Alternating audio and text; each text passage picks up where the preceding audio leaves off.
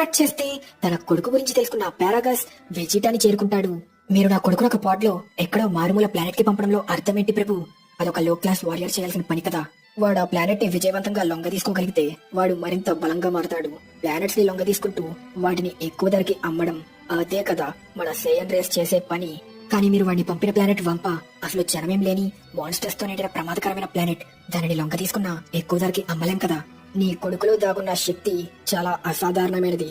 ఏదో ఒక రోజు వాడిని అదుపులో పెట్టలేనంత ప్రమాదకరంగా మారతాడు. అప్పుడు మన ప్లానెట్ వెజిటా మాత్రమే కాదు, ఈ ప్రపంచానికే ప్రమాదంగా మారచ్చు. కాబట్టి వాడిని చంపకుండా కేవలం ఒక మారుమూల ప్లానెట్ కి పంపినందుకు సంతోషించు. బ్రోలీలో ఉన్న అసాధారణమైన శక్తి ప్రిన్స్ ని మించిపోతుందని మీరు కుళ్ళుకుంటున్నారు. అందుకే వాడి అడ్డు తొలగించుకోవాలనుకుంటున్నారు. ఇంకొక మాట మాట్లాడితే అక్కడే చేస్తావు. అయినా ఈ పాటికే వాడి పాడ్ ని లాంచ్ చేసుంటారు.